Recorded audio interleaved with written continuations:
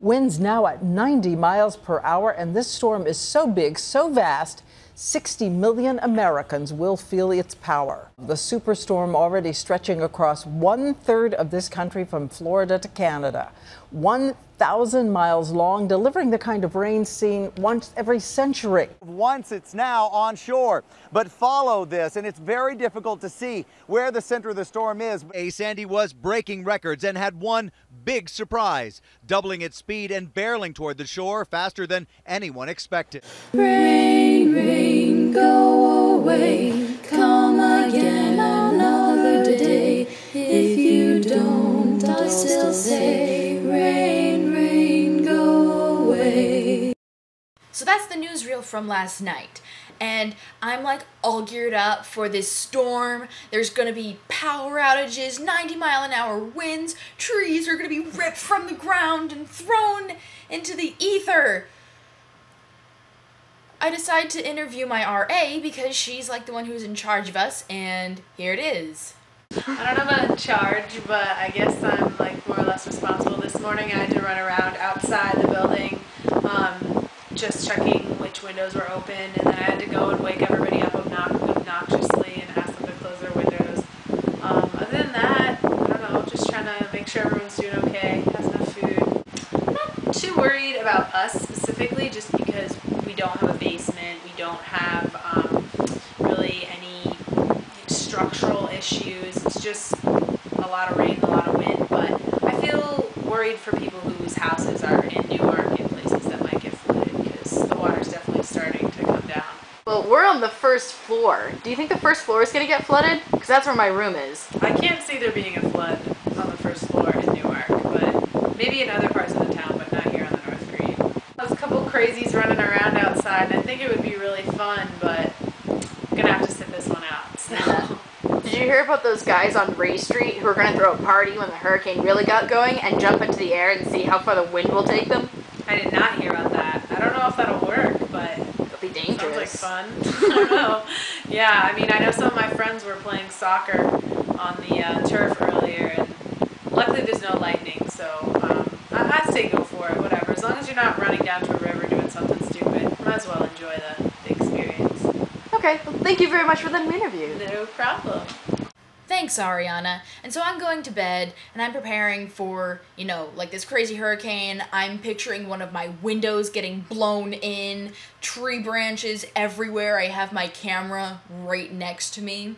Tuesday morning, I wake up and I grab my camera and I run outside, preparing to take pictures of all the massive amounts of destruction that everyone's been prophesying on the news. And well, here is that.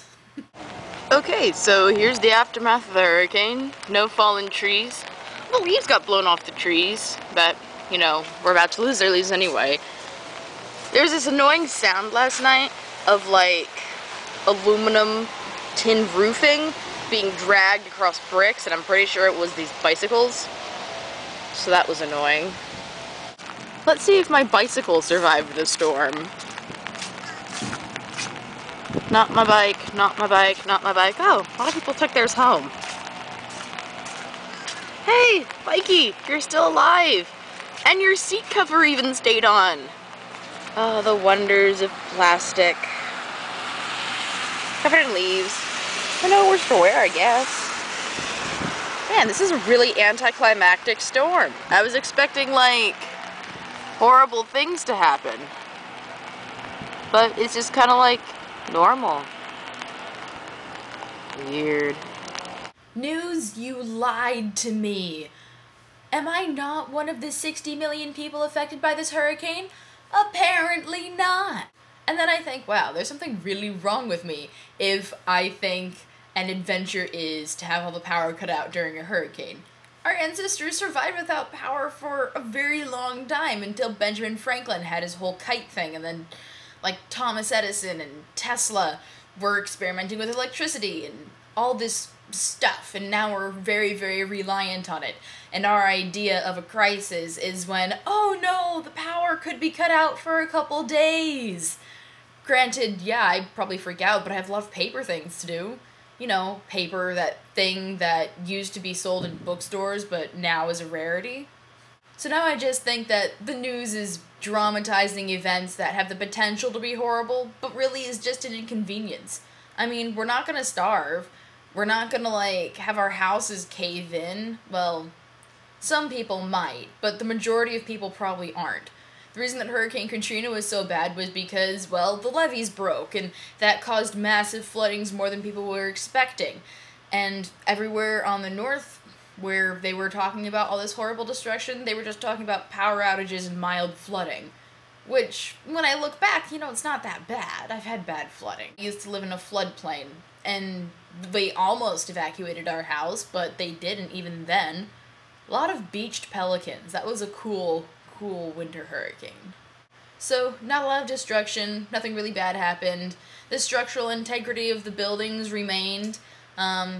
I'm kind of disappointed. I wanted to have that whole survivor drama. I even had, like, a pen. I was gonna name him Philip. I was gonna, like, dress him in clothes, then we could talk to each other. And then as I tried to escape my dorm on a raft, he would float away.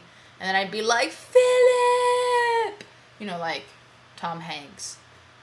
But then I remembered that there are other people in the dorm, and that might be a bit crazy. So, yeah, that never happened. Also, there wasn't anything bad happening. We didn't even get power outage. So, cool. So really, the only thing that happened weather-wise with this hurricane is that now it just smells like winter outside, as opposed to smelling like fall. And I'm okay with that. I have a snow coat. I have boots. Even though I've been walking around in sandals since, like, May. But, meh. It's time to wear closed-toed shoes. Alas. I'm separating this day into 2 videos, because once I was done editing the first video, I actually take my camera and go outside and actively search for destruction around campus, and I interview a couple people, and so, yeah, if you want to see more of me talking, you can go to that one. Bye!